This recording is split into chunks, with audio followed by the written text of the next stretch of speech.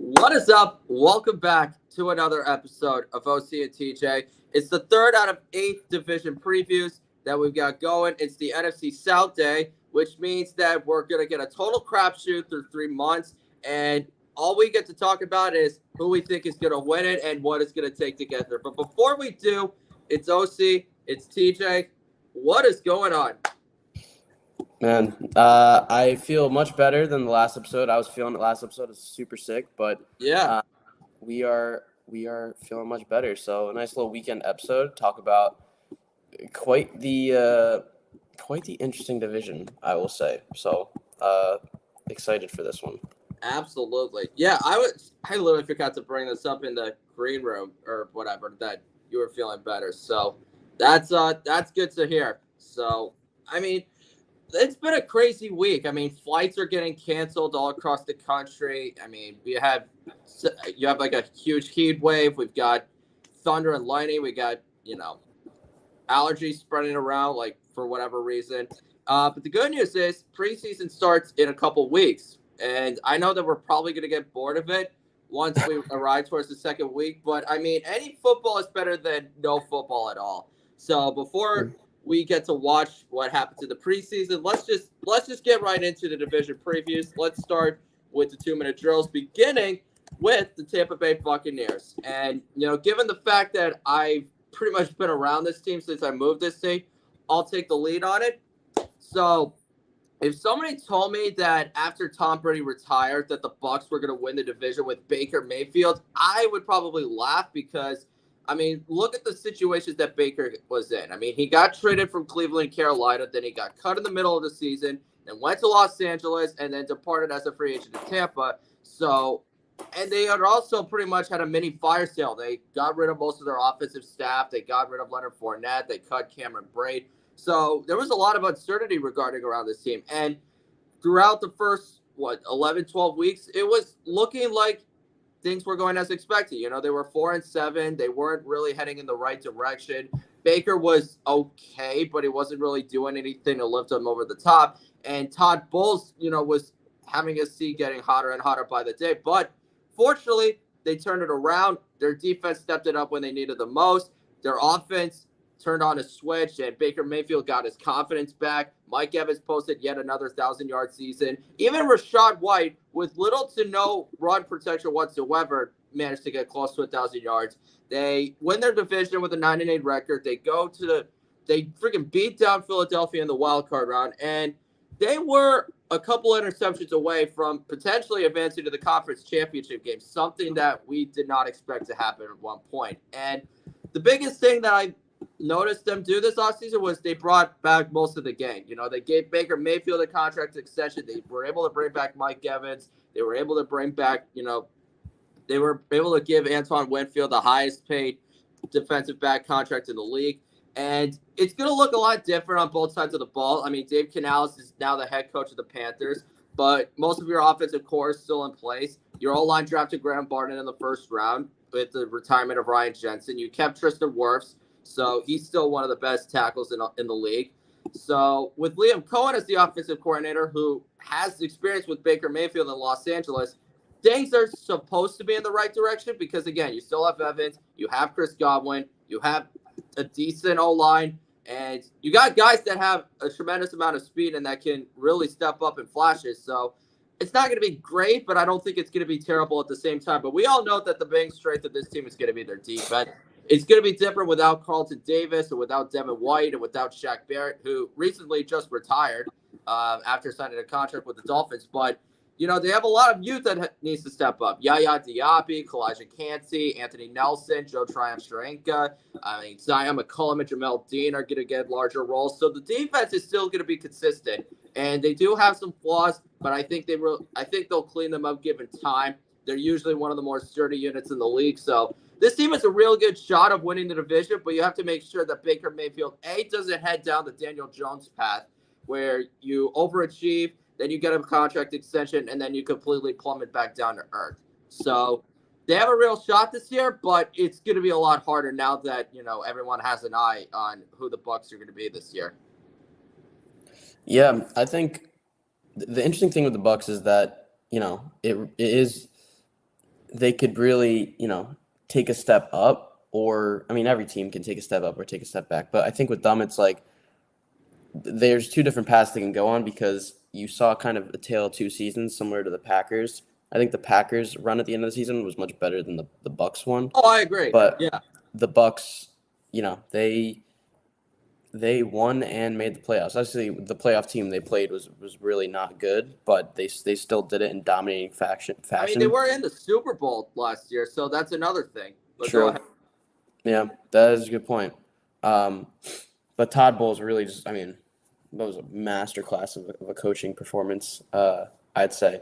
But yeah, I think it's strength is clearly in the defense, but I think when you have receivers like Mike Evans and Chris Godwin and some opportunistic tight ends, and the offensive line is kind of it's going through a little bit of a retool. I'm not gonna say rebuild, but retool, and I think they have a shot at getting back to the playoffs here. So yeah, I think you pretty much nailed it on that one. Awesome. Sorry, I was just posting the episode under the story so that people could check it out. But let's talk about Todd Bowles. Do you think that he should be on the hot seat if they somehow miss the playoffs or don't live up to expectations? I mean, it really depends with him.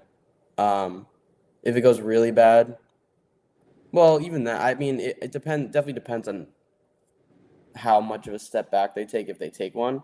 But if they're any better than they were, I mean, if they're the same or any better than they were last year, then, I mean, I think he should stay. But if they take a step back, I wouldn't necessarily say they should be fired if they take a step back at all. But if they do and it's like a pretty drastic one, then yeah, I think so. So I would say he's on the hot seat, but like he doesn't have to like prove himself. It's just like if this team doesn't really continue to grow, then yeah, then you go in a different direction. So definitely think there's more coaches in the NFL on the hot seat. But I think it's his seat, if he continues the way he's been doing like last year, if it continues into the season, I think he's pretty safe. So yeah, I think it's going to be a little bit similar to how Mike Smith's tenure went with the Atlanta Falcons. He started off really strong. They went to the playoffs. Even though they underachieved, they were getting 12 to 13 win seasons. And, the offense was heading in the right direction. The defense, was stable. But then 2013, they go 4-12. And then 2014, they go 6-10. And then he got fired. So I feel like if Todd Bowles, if they miss the playoffs this year, I think he'll be fine. But if they don't do something in 2025, then yeah, we could definitely see his seat being very warm for sure. But I think he'll be fine for now. I think half Tampa fans don't really like Todd Bowles just because they expect their team to be better, especially with defense that he's in charge of and the offense that has a boatload of talent. But at the same time, it's like they would not have pulled off that masterpiece against Patrick Mahomes if it wasn't for that game plan that Todd Bowles constructed. So you got to be at least grateful for that. But let's go to Baker Mayfield. What direction do you think he's going to head in this year? Because it really could go one or two ways. I honestly think he's going to be pretty similar. I think he's kind of settled. I think it's going to be very similar to like the Geno Smith thing. Like Geno, had a really rough start to his career, similar to Baker. I mean, Baker was probably a little better than Geno's start to his career because he had that really good season in 2020. But yeah, I think then Geno came in this year, kind of played similar. It was like just like about league average, but you could win with him. I think Baker's going to be the same thing. I think last year, he showed a lot of flashes, but definitely wasn't totally consistent. And I think this year he's going to be kind of the same. He's going to win you games, and he's not going to be the reason your team loses. Like, is he the top of the crop in quarterbacks? No, but like he can win you a playoff game and he can get you into the playoffs. So I think he'll be pretty similar. I don't see him having this massive drop off, but at the same time, I also think with the with the weapons he has, like he definitely could take a huge step up, but I just think this is like year 7 for Baker, so I think we kind of already know who he is. And last year was a really good season, at least considering the expectations. So, I think he's just gonna. I think it's very.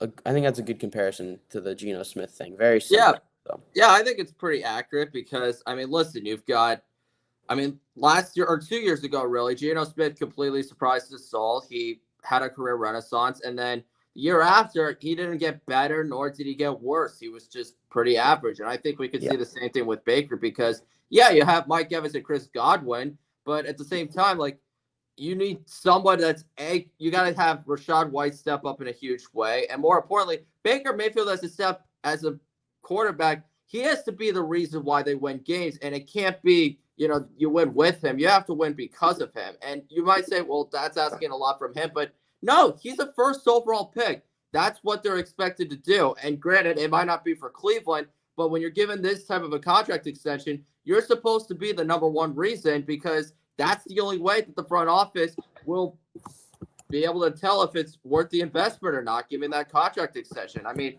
with Daniel Jones last year, you could say, well, it was just Saquon Barkley and a terrible offensive line Saquon being hurt and then a terrible offensive line that helped in that downfall. But at the same time, it was just like they tried giving him a lot of pass catching options like Darren Waller and Wan'Dale Robinson and Isaiah Hodgins. And it really didn't work out for them. They just completely fell back down to earth. So the Bucs have to make sure they don't fall down that same path because they got the pieces that can at least win them this division. But when it comes to getting far in the playoffs, that's where it gets really tricky because they have their work cut out for them. Yeah, I think, because the top of the NFC, I don't know if they match up particularly well against them. So they first have to at least make the playoffs. That's the first. Exactly. It's actually a good segue to this next question. Which division rival do you think is the biggest threat to Tampa's division hopes?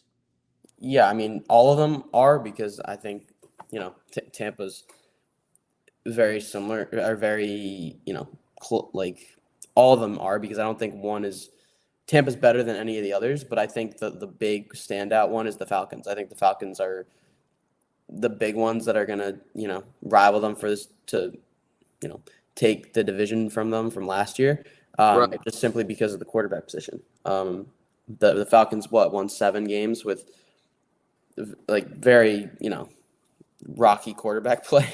Yeah. To say the least. But now you had Kirk Cousins and, we're going to obviously get into it, but Kirk Cousins and Bijan's second year, that's pretty huge. So. Yeah, exactly. I would say Atlanta too, because I think with the Saints, and we're going to literally talk about them in like a few seconds, but with the Saints, you got the defense that can really thwart them, but it's about how consistent the offense is going to play, especially when you have a $40 million quarterback under center. And the Falcons are in a little bit of a similar situation too, because Kirk Cousins is coming off a torn Achilles. He's given $100 million guaranteed. You have question marks on the defensive side and the offensive side because you need to make sure how Kirk Cousins performs coming off of that injury and in this new system that Zach Robinson, the offensive coordinator, wants to run. So, and they have the weapons that can legitimately make you a playoff team, on paper. So, I'd probably say Atlanta just because of the quarterback, but I think if you want to talk about honestly, it's really between those two teams. And Carolina right now, they have a long way to go before they can even enter that discussion. But again, we'll save that for a different time. Let's get into the New Orleans Saints, and let's see how they are going to look this year. And by the look of TJ's face, I can tell how this is going to go. No, I just think this is a classic example of a team that is just kind of they're not going to be terrible, but I feel like I could confidently say this team is not going to win a Super Bowl. But it's not in saying they're so bad they're not going to win a Super Bowl. It's just the upside here is not very high. But they're not bad. So I'm going to put that out there first. I just think with them, it's hard for me to see them go toe to toe with Purdy and the Niners, or at least with the Bucs. I could kind of see them put up a fight. With the Saints, I feel like they don't match up too well against the top teams in the NFC, like the Bucs, the Cowboys, the Lions.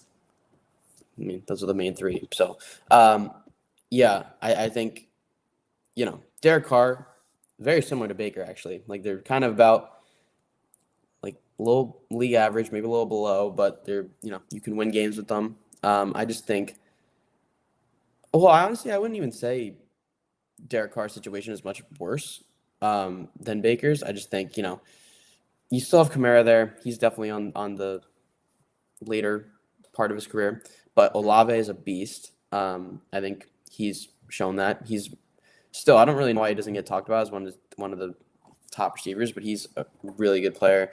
Rashid Shaheed had a really good season last year, and they added Cedric Wilson too, who I like, and that's going to be good for number 3. Just looking at their overall depth chart, I think the offensive line presents issues. They drafted Fuaga in the first round. He's gonna be plug and play at their left tackle just because really they don't really have many other options. But the main strength of this team is obviously the defense. Demario Davis still doing it at ageless. We'll put it that way. He's still playing at a really high level. Well, yeah, how old is he?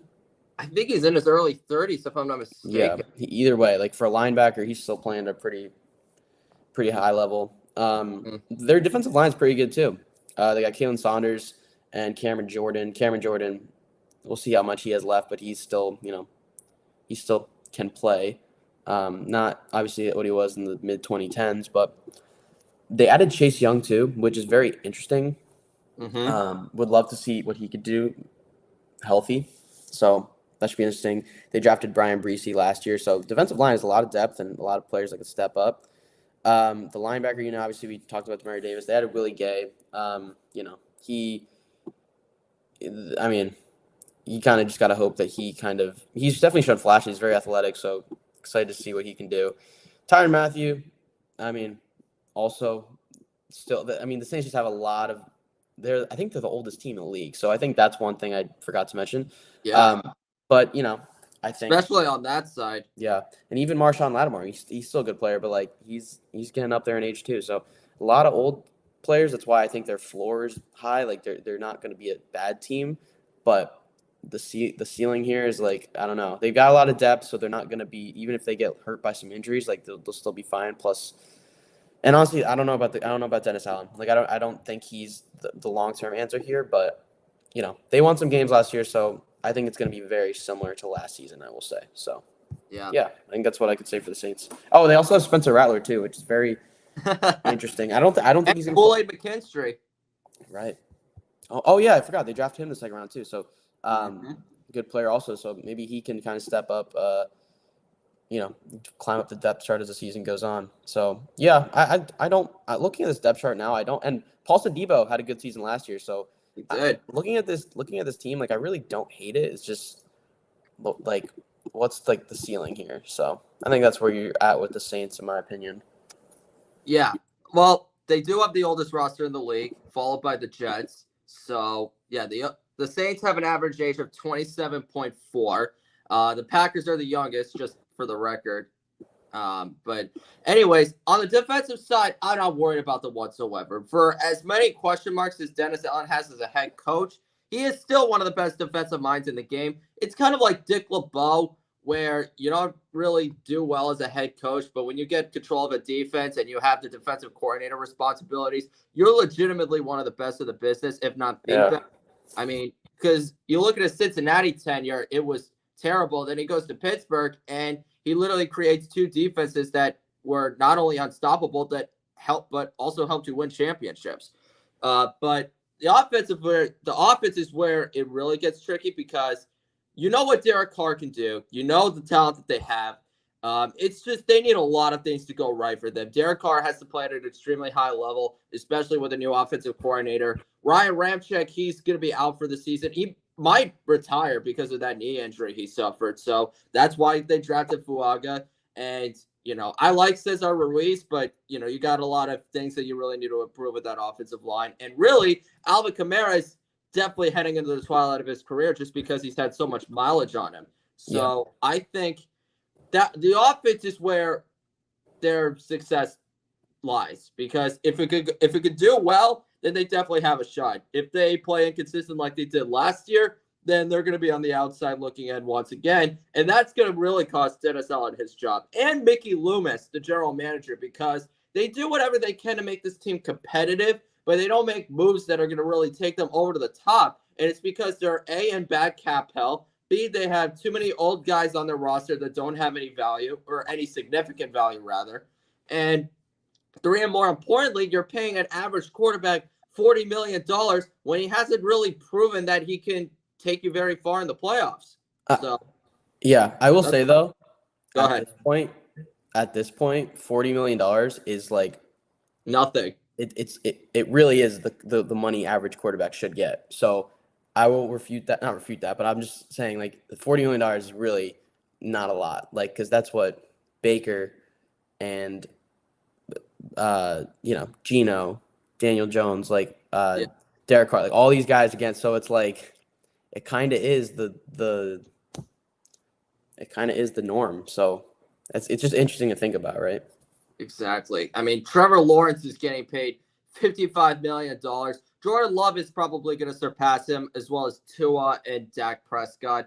And it's just, you can be mediocre and still get paid that much money per year, which is not worth the investment, in my opinion. But I understand like why teams do that, because if you don't have the guy at that position, then you're never going to go anywhere far. I understand why, but I just think that, I mean, listen, you're pretty much just saying it's you or nothing. And I understand why, but at the same time, it's just like, if you're not really surrounding them with the amount of help that they can get, then all you're going to be doing is just, all that's going to happen is just, you're going to get stuck in a hole that you can't get out of.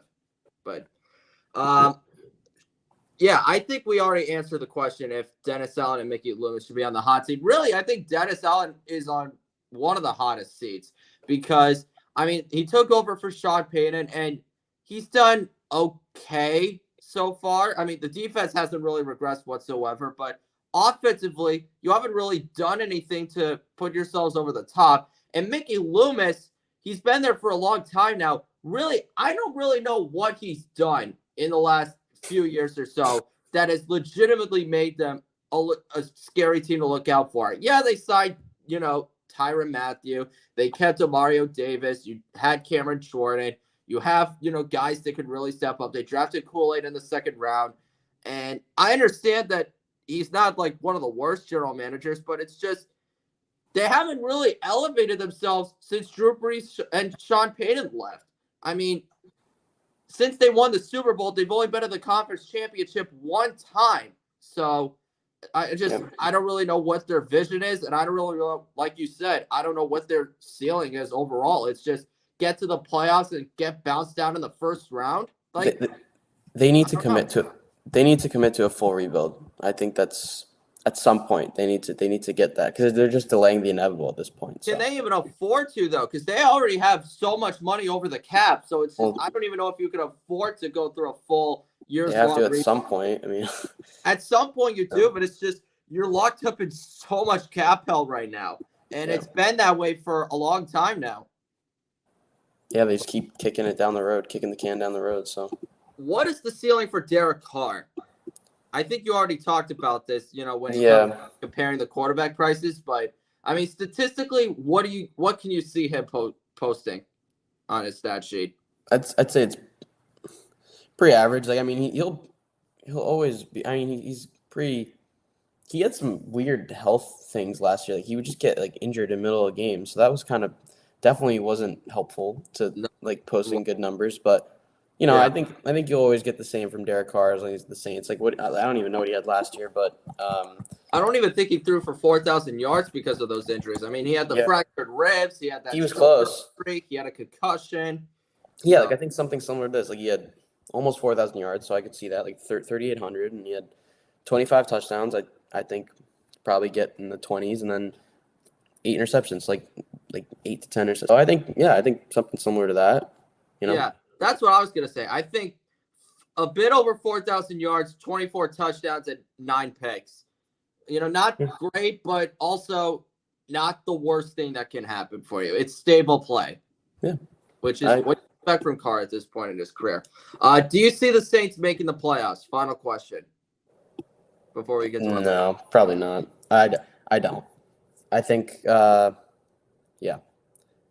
I think it's just... I can see them being competitive to the point where they can win 7 to 8 games because the defense is still great. And, it will be the biggest reason why they win a lot of their games. But again, if the offense really just doesn't get out of that funk that they were in last year, then they're never going to make it back to the playoffs. Bottom line. Yeah, no, I think pretty much nailed that. Yep. All right. I don't think anything really needs to be said about the Saints anymore. Let's go to the Atlanta Falcons. So this one is going to be really fun. This is quite easily the biggest boomer bust team in the NFL right now, and it's pretty much because of what they did with their quarterback situation in the offseason. I mean, giving Kirk Cousins that much money for a 35-year-old, 36-year-old coming off a torn Achilles is one thing, but to draft his eventual replacement, Michael Penix Jr., in the first round is something else because they pretty much just said, we're comfortable with the rest of our roster. We don't really need to add anything else. We have the guys in charge, and if Kirk Cousins somehow doesn't perform well, then we have a 24-year-old rookie that will come in and take off the load and make sure that we're back on the right track. And offensively, I think they have a team that could legitimately make the playoffs. I mean, Bijan Robinson was a stud. Drake London has been developing as a solid number one option. They signed Darnell Mooney as extra veteran depth. You still have Kyle Pitts, who is just hoping for someone to actually throw him the football because he's supposed to be one of the most generational tight ends in the league. And the offensive line has a lot of stable starters like Jake Matthews and Chris Lindstrom. So offensively, they're pretty much set. And it might not be the most talented, but I think it's easily a top 15 unit if Kirk Cousins plays like he did before he got injured last year. Because before he tore his Achilles, he was on pace to have the best statistical season of his career. And I feel like Kirk Cousins is the type of guy, even if he wasn't healthy or if he didn't get injured, he's the guy that, can win you a lot of games, can get you to the playoffs. But when the lights shine brightest, that's when you really have to question, all right, is he really going to be that difference maker for us? And I'm hoping that he completely changes that narrative. But at the same time, I think he's only been past the first round once. So this is time for him to really shut up a lot of critics. I'm trying to find the nicest way to say this because I don't want to cross that explicit line. But defensively, I was really shocked that they didn't add to that side of the ball more than they did. I thought they were going to draft Dallas Turner or Laiatu Latu or any other defensive player that could have really helped them out. I understand that they were a top 15 unit last year with Ryan Nielsen, but now that he's gone and Raheem Morris is now the head coach, he's pretty much trying to put himself in the same situation that he was in last year. Rely on some veteran talent, but mainly the goal is to make sure that the younger guys develop into quality starters. And I think that now that Calais Campbell and Bud Dupree are gone, you're asking Grady Jarrett, who's coming off an injury, to really do more than anybody could have expected. I understand that they have Arnold Ebiketie, and you still have Jesse Bates. You have, Kaden Ellis and Nate Landman, who are decent linebackers. You got A.J. Terrell, who's a pro-level quality cornerback. But I just don't know if this defense has enough depth. I know that they got decent starters, but who's going to pick up the load after them? Mike Hughes and Kevin King? I'm not worried about the safety depth because I like Jesse Bates and I like Richie Grant. But the defensive line, they drafted a defensive tackle in the second round out of Clemson. I can't really pronounce his name because I feel I'm going to get it wrong. But it's really hard for me to judge it because, I know that Raheem Morris is a good coach, and I know that he knows what he's doing on that side of the ball. But last year, the Rams were not that great of a defense. They gave up a lot of yards. They gave up a lot of points. And I'm scared that the Falcons are going to be in that same situation again, and it could hold them back from the playoffs. So it's definitely a boomer bust team. I don't think it's going to go either way, though. I think it'll be somewhere in the middle ground. But honestly, who's to say that they won't win the division if everything goes in the right direction? So that's what I'd say. Yeah, I think this is obviously a tough team to predict because with Kirk, coming up to torn Achilles, I don't know. It's a rough one, but Kirk isn't really, I don't know. He doesn't rely on his athleticism, obviously, so it's maybe it won't really matter, but it's a tough situation. But it is. That's why I was stammering so much because it's just you know that the talent and the upside is there, but you don't want to like overrate them this early. Yeah, I think if Kirk plays the way he did, but even last year, his defense wasn't very good last year. It was good last year when he was playing, but like it definitely didn't have the depth that you would like. It's very similar here, I think, and good offensive weapons. So you gotta hope it doesn't like go like that. Like they start 0-3 and stuff like that. But they were in some shootouts though, so I'll give them that. But I like feel this like team. they are going to start 0-3 though, because their first 3 games are, let's see, they got Pittsburgh, Philly, and Kansas City. Those are 3 pretty losable games right there. So they could start 0-3. But also they could. I mean, I think they're. Yeah, I mean, I think they're probably better than Pittsburgh and Philly. It's close with Philly, just because their defense is so bad. But I think with Kansas, but Kirk Cousins, like he can go toe to toe with Kansas City. I'm not like it's that defense though, Kansas City that worries me. So I don't know. Those are all winnable games, but at the same time, they're good defenses too. So or besides the Eagles, like they're But either way, I think with Kirk, he definitely elevates his team for what they were last year. So they're gonna be better than 7 wins. But the young players they have, I think, are really going to be the beneficiaries out of it.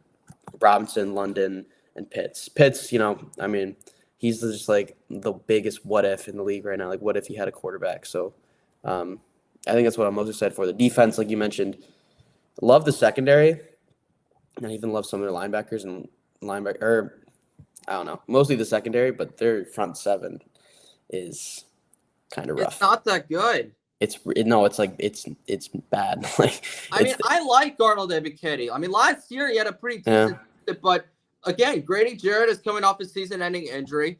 They have a lot of young, unproven guys that haven't really had any experience in the NFL thus far. Yeah. And I just don't know how much veteran depth it really has. The linebacking core, it's not terrible, but it's I like Lorenzo Carter. So Lorenzo I think they Carter. have good defensive tackles, and it's just the edge.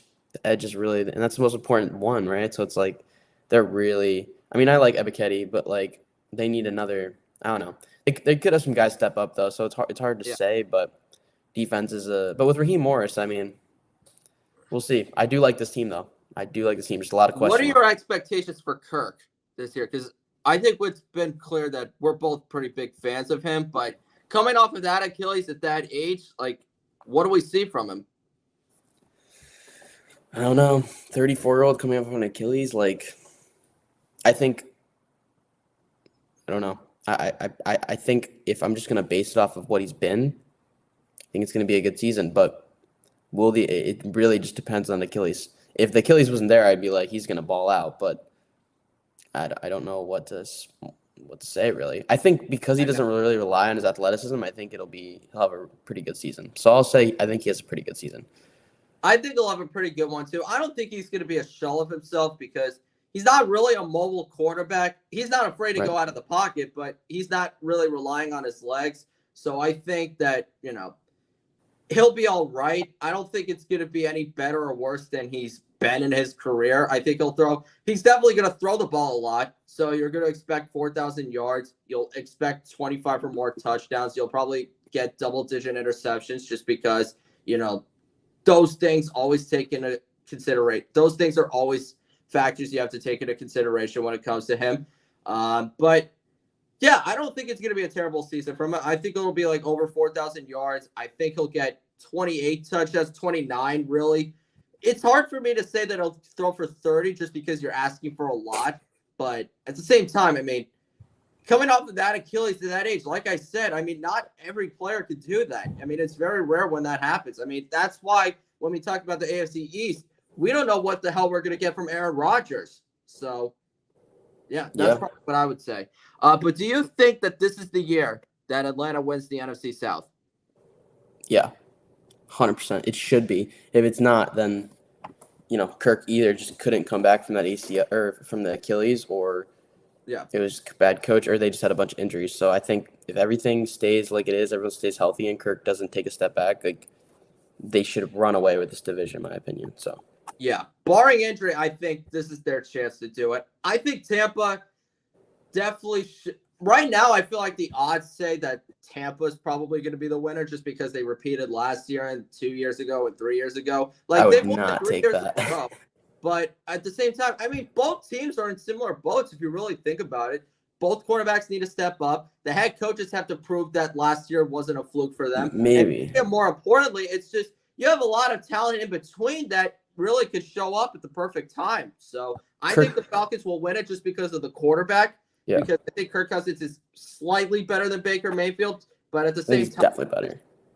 Kirk is definitely better than I feel like Baker. they're in the same. I feel like they're in the same tier, though. You know, you're No, gonna win man. games Kirk with is them. They're gonna help you get to the playoffs, but you really don't know how far they're really gonna take you. I think Kirk has proven to be better over the course of multiple years. Baker, he has to continue to do it. Kirk has been better for like half a decade. So No, I'm not saying he's not better. I'm just saying that they're both in that same category where it's like, all right, they can get you there, but how far? yeah, If that no, makes that's a good point. Yeah. But one last question, and this is no shade or disrespect towards Michael Penix Jr. whatsoever. I really hope that he has a strong and promising NFL career. But do you think that the Falcons drafting him in that first round increases or decreases their actual chances of making the playoffs? Because like I said earlier, they could have gone with the defensive player to at least clean up the mess a little bit. Well, if Kirk gets hurt, it could Then increase their chances. Exactly. So we really don't know. I'd say right now, yeah, maybe they could have gotten an edge there, but if Kirk gets hurt or he's like can't come back from the injury, then so I don't know. It really just depends how the season goes, right? Exactly. I mean, I only threw that out there just because, like, if Kirk Cousins really does have a fully healthy season, yet they don't make the playoffs, that's where you answer that. But you're right. If Kirk Cousins somehow can't go, or if his play dramatically regresses, then maybe it was worth it drafting Michael Penix Jr. Like, I understand why drafting a quarterback when you don't need one can work out for you since you already have a succession plan. But at the same time, like, if the defense somehow becomes like one of the worst units in the league and they could have gotten one of the best defensive players available, yet they decided to go with a quarterback and it doesn't pan out well in the next few years or so, yeah, that's where it really becomes an issue. But you're right. I think we just have to wait and see. Yeah, I agree. All right. Last but not least, we got the Carolina Panthers. Oh, God. Yeah, quite possibly might be the worst team in the league once again. But let's see if TJ has a slightly different opinion. The floor is yours. Yeah, I mean, do we even have to talk about last year? No. It was pretty disastrous. Bryce Young really did not perform at the level you want as a rookie, but really he had no help. So it's like, how much of it is really on him? Everything was a disaster. Frank Reich got fired midseason. Like, it was bad. But now I think they're trending in the right direction. They are helping Bryce Young. They made that clear in the draft and free agency, and they added to their defense, which was already not terrible. I mean, losing Brian Burns sucks, but I think with them, they just needed to kind of, without a first-round pick, they need to figure out what the hell they can do, and I think they did the best thing they could do. Hiring Dave Canales, huge. That is such a good hire. Just because you see the track record with what he did with Baker and Geno, and you're hoping he can do that with Bryce. Just looking at the roster, like adding Deontay Johnson and Robert Hunt, I think gives them three, and Damian Lewis, I think gives them 3 or 4 more wins. So, like, that is huge. And also Bryce Young in his second year. Like, one thing I can guarantee you is he's going to be better than last year. So, yeah. So I like where this offense is going. I think they really improved the offensive line. Adding Deontay Johnson's huge, and Xavier Legette too. So I think 2 capable receivers could be huge. Jonathan Brooks in the second round, I like that pick too. Him and Hubbard are going to make a pretty nasty duo, and their depth at running back is still good. Like, Sanders obviously had a bad year last year, but him and Penny is like our good depth. So I'm kind of excited for this offense. The defense is really good too. I think it's gonna improve a lot. Jadeveon Clowney, still a solid player, so I think that's a very underrated signing. And then the secondary is actually pretty good. You just gotta hope with health. Like, J.C. Horn just gotta stay healthy. I like Xavier Woods. He had a good season last year. And then one of the best and most underrated defensive linemen in the league, Derek Brown. I think that's why I have really high hopes for this defense. Linebacking core, like the inside linebackers, are kind of question marks with Josie Jewell and Shaq Thompson, just because Shaq Thompson's coming off the injury. And then the other depth of the defensive line is probably not great, which is why you would have hoped they would have kept Burns. But I think the priority of, adding to the offensive line and receiving core is much more important than keeping an edge. Even though an edge is huge, I think they were in a situation where they needed to allocate their resources elsewhere. But, the rest of the depth in the offensive line is spotty. But Jadeveon Clowney is pretty good, and he can give you at least half of the production Burns might have gotten you. So I don't think they're losing out too much there. It's just with Clowney, he's older. But low-key, I don't think this team is going to be the worst team in the league. I think they made a lot of additions that are going to at least give them – yeah, you got to hope that. I mean, it's not going to be what it is last year. I'll guarantee you that. That was just on paper. I feel like they've added at least 3 or 4 wins to their total. So, yeah. Yeah, I mean, I really hope that this ends up being one of the biggest surprise teams because, Dave Canales, like you said, he's helped turn around Geno Smith's career. He helped turn around Baker Mayfield, and he could definitely do the same thing with Bryce Young. And quite frankly, I am not one of the guys that's going to say, oh, they should have taken C.J. Stroud over Bryce Young. Literally anybody could have failed in that situation last year. And I think the way that the Panthers can turn their season around is if David Tepper just doesn't get in the way. Because he's been getting in the news for the wrong reasons, James Dolan style. And I think that if Tepper just lets the football guys do their jobs, let Dan Morgan take control of the roster, let Dave Canales get control of the locker room, then things will be on the right track. And that's what a lot of bad owners have done recently. They just stay out of the way, let the guys do their jobs, and make sure that they're in the news for the right reasons. And I'm hoping that they're not one of the worst teams in the league as well, but they have a really tough schedule. I'm looking at it right now. You got the Saints twice, the Falcons twice, the Bucks twice. You got to play the Raiders. You have to play the Bengals. You're playing the Bears, the Chiefs, the Giants, the Eagles, the Cowboys. That is a brutal stretch right there, even if you are better than what you were last year, which isn't saying a lot because last year was just flat out disgraceful. Yeah. I think Bryce Young is going to have a way better season. It's definitely going to be more than 3,000 yards, more than 10 touchdown passes, and way fewer interceptions. So I'm hoping that with all the new additions that they made with Deontay Johnson and Robert Hunt and Damian Lewis to the offensive line, you got Ike Mekwonu, just hoping to God that he has a breakout third season, that things take a drastic turnaround. But, it's just they got their work cut out for them. They got 3 hugely tough division rivals. They got a brutal schedule. They got first-time guys, first-time guys taking control of the team. So, yeah, I am definitely going to be better than last year, but it's just, do they really have enough that's going to really make them that much better? I hope so, but we'll just have to wait and see. Yeah. But how do the Panthers avoid whatever the hell happened last season? I think health and, these offensive pieces really grow together. And, I think it's really on the offense, right? The offense, because the defense isn't bad. The offense, honestly, on paper isn't bad either, but they didn't perform well. So, it's really a lot of it's on Bryce Young, but a lot of it's on, the players around him not failing him. And I think with Canales, I think you're going to get at least average offensive play. Maybe not totally average, but you never know. It has a high ceiling in my opinion, but might have some growing pains at the beginning. So I'm excited for it though. I already answered this question earlier. It's just David Tepper, just stay out of the way.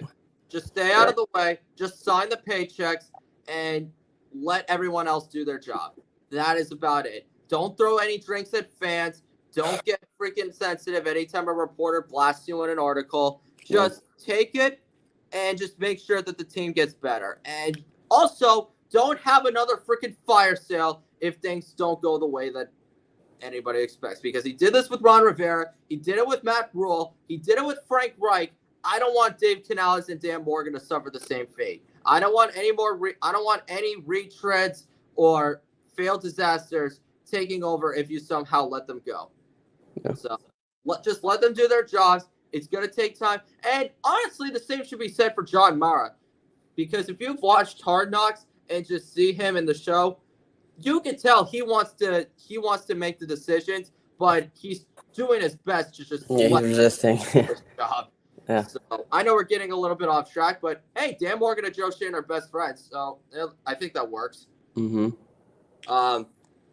But for Bryce Young, I mean, I don't think anything else needs to be said. I mean, just play better than last year, but statistically, what can you see him posting up in a stat sheet? Why do I keep saying it like that? Anyway, it has a broad range of possibilities, so I'll just go with the average. I think he'll be close to 4,000, maybe above like 3,500 ish, and touchdowns in the 20s maybe, and then I think he's good at not turning the ball over, so I think probably under 10 picks, under 10 overall turnovers. I think I'll have a good season, or not like a crazy season, just because there's still a lot of work to be done here, but I think I'll have a good season, especially with Canales coaching. So yeah, I'd probably say like close to 4,000 yards, maybe 3,800, just because you don't have that much talent at the wide receiver position. Even with Deontay Johnson and Xavier Leggett, I mean, the running game isn't that great. The offensive line still has some holes that really need to be filled up quickly. So I think it'll be about 3,800 yards, maybe 25 touchdowns, and maybe just about 10 interceptions. And then on the defensive side, I think you just nailed it on the button. It just needs to stay healthy because Brian Burns is gone. Shaq Thompson's coming back from injury. J.C. Horn, he's supposed to be one of the most talented corners in the league. The problem is he's just never on the field for that extended period of a time. Yeah. So if he somehow, some way has another injury-riddled season, they might just cut their losses and let him go, which I don't want to see happen. Yeah. I want players to stay on their team for as long as possible and to have great careers, but it has not worked out for him thus far. It's the injuries, yeah. Yeah, and remember, they also let Jeremy Chin and Frankie Louvu go in free agency, who I thought were two of their more promising young players on the team. So that's another thing you got to take into consideration. And with Ejiro Evero as the defensive coordinator, I don't think they're going to be a complete dumpster fire. I think last year they ranked bottom of the pack in a lot of categories, but honestly, anybody would. Their offense was so bad. So exactly. Yeah. So I think anybody could have failed. But yeah, I think we got through all four teams. I don't think we didn't miss anything on either of them, did we? No, I think we hit everything. All right. Well, we got into the final section, which is probably my favorite part of the show. Which team has the best offense and which has the best defense? I feel like the first one is going to be a little bit harder to answer. For offense? Yeah. I think, for me, I think that's the Falcons. I think it's definitely the Falcons. I think they have the weapons and they have the best quarterback in the division, at least from how I see it now. I mean, the Achilles, you never know, but I think when healthy, he is the best. Kirk is the best quarterback. I mean, I think with Bryce, like there's a whole line of possibilities. He could be top 10, but he could also go back down and revert. So hard to say with him, but right now it's Kirk. So, and with the offensive weapons they have and their amazing or really good offensive line, I think that's a recipe for a really good offense. And then the defense, I think it has to be New Orleans. Just because, I mean, obviously, like, they're going to lose some pieces next year because everyone's aging. But right now, with the experience and, like, the depth they have, I think you have to say New Orleans, right? There's like, Bucks are really good. I mean, all defense in the division, there's no bad defense in the division. I think the Falcons probably have even then, the Falcons have good secondary. So I'd probably go with the Saints, though, just because I think they're the most well-rounded and have the best depth. So yeah, for best defense, it's the Saints. I don't think there's any weaknesses whatsoever. Maybe last year there were like a few areas where they were spotty in, but at the same time, they got plenty of, not only do they have enough veterans, but they have plenty of rising youth players that are ready to become full-time starters on all three levels. So I don't think there's anything really to worry about there. Offense, it depends on two things. If you're asking about which offense has the best continuity, I think it's Tampa. On paper, I think it's the Falcons for the reasons you pointed out. You got Kirk Cousins. You have one of the best young running backs in the league. Drake London and Kyle Pitts are finally going to have someone throwing them the football. You also have plenty of depth that can really step up and make sure that they pick up the slack. And with the Bucks, you're just really, like I said, it could be another up and down season. Either they're going to stay on that right path and pick up where they left off last year, or it's going to be like a Daniel Jones type of season where things get exposed. You're not really playing well. You're holding the defense back from their true success, and they miss the playoffs as a result. So I think the Falcons definitely are going to avoid that fate since, they got all the pieces in the world, and the defense isn't so terrible at themselves. But really, it's between those two. But I'd say Atlanta just because of the quarterback and the talent. So. Yep. All right, rank the head coaches from first to last. I'll start. From first, I'll say Todd Bowles, which isn't saying a whole lot, but hey, he won a Super Bowl with them. He's taken them to the playoffs. He's won them 2 division titles since he took over. So I think you got to put him there. Number 2, I would probably say, this one's really tough. I'll put Dave Canales at 4 just because you have to see what he can do. He hasn't really done anything as a head coach. And that's not saying he won't be in the top later on, but it's just you have to see what he could do. But number 2, this one's tough because both Raheem Morris and Dennis Allen haven't really done a lot as head coaches in the league. Raheem Morris, he had a stint with Tampa. That didn't really work out so well. He was the interim head coach in Atlanta when Dan Quinn got fired in 2020. And Dennis Allen didn't have a great tenure with the Raiders, but did enough with the Saints defense to get promoted. So I would say it's tough. I'd probably say, I don't know. I'd probably say Raheem Morris 2 and Dennis Allen 3, but I think those two are interchangeable. So that's what about you? I completely agree with that. I think, Todd Bowles 1, Raheem Morris 2, Dennis Allen 3. Those are 2 and 3 interchangeable, and then we just haven't seen Canales yet, so he has to put him at 4 now. So, all right, here's a more fun question though: which team has the best fan base? And let's best fan base. Yeah, I think you got to put Panthers at 4. Just because I feel like all of them are just miserable right now.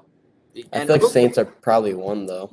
Saints are number 1. Yeah, they're the last. You're around a lot of Tampa fans, so I don't know if you want to. Where would you put Tampa? The Saints are definitely the loudest out of all of them, and they definitely could get really annoying, and they're really delusional. So that definitely could downgrade them a bit. Bucks fans are really nice fans. I have to be honest with you. I've been to so many games. They don't talk crap. I've never seen any fights, at least where I've been sitting. And honestly, it's just like they'll root for their team. They'll show up no matter what. Even when they were losing with Jameis Winston and Ryan Fitzpatrick, they still found ways to try to fill up the place. Yeah. Even with a good amount of fans, wearing opposing jerseys, it's Florida. You're gonna get that. So. So maybe Tampa 1. Yeah, Bucks 1, Saints 2, Falcons 3, Panthers 4. I feel like that's pretty solid. Again, 1 and 2 could definitely be flipped around just because the Superdome is always one of the hardest places to play. Yeah. But at the same time, the Bucks fans, they are less annoying, they are less cocky, and they are really nice people. If you're around them a lot, you'll love them. So there you go. All right, now for the moment of truth. Who's winning? Who's second? Who's third? Who's fourth? Is anyone else making the playoffs? Let's go. Let's get at it. All right, so should I just go through all my 4 or I'll go through all my 4. Go for it. That's what I'll do. All right, so I think the Falcons are taking this division. I think they're probably going to run away with it. I think towards the end of the year, I think they're just going to really separate themselves, and I think it's really the Falcons and the 3 others are going to try and get a wild card. So I think the Falcons take this division. The next 3 are tough because I could see in any order, really, Saints, Bucks, and Panthers. I really could see them in any order. Like, 1 could be 2, 1 could be 4, and I could be switching them up. But based on the rosters and, their overall outlook, I'll probably say the Saints at 2. Ooh, all right. And then I'd probably go the Bucks at 3 and the Panthers 4. But, man, the three of those I think can all be interchanged, and I will not argue with you. So No. I'll go Saints, Bucks, Panthers, but the Falcons a clear tier ahead of them. So I'm not going to argue with 1 through 3. But I will say this. I think the Falcons are going to win because as much risk as giving Kirk Cousins that contract is going to bring to that team, I think that he'll still put up good numbers. Even with that injury he suffered, you're not going to ask him to do too much. So obviously he's their difference maker, but you're not asking him to run out of the pocket and make impossible plays like Patrick Mahomes or Joe Burrow or Lamar Jackson. You just have to make sure that this team stays on a steady path. So I think the Falcons are at 1. I'll put the Bucks at 2. I don't think Baker Mayfield is going to have a significant drop-off. I think the defense is still going to play really well. I think the offense will. I don't think it'll be great, but it's still a top 15, top 20 offense that can put up solid numbers, that can at least flip a switch in the fourth quarter or at least make sure that you're up ahead a lot early and that they don't ever lose it. The Saints I'll put at 3 because you have the defense, but you have to make sure that the offense steps up. Especially with Derek Carr, with the new offensive coordinator, not that great of a running game, a questionable and suspect offensive line. So I think the Saints are at 3 because of that. And then for the Panthers, just because you have to see what the new guys can do. I mean, Dave Canales is the head coach for the first time. Dan Morgan, this is the first time where he has full control of a roster. And more importantly, you got guys coming off from injuries and from really terrible seasons. And it's the Carolina Panthers with David Tepper. Anything can really happen, and you don't want it to go into that direction. So I hope they become one of the biggest surprise teams, but I would not be surprised if they were the worst team in the league again. So, Atlanta, Tampa, New Orleans, Carolina. 1 through 3, I would not argue with either one of them if you were ever to flip one over the other.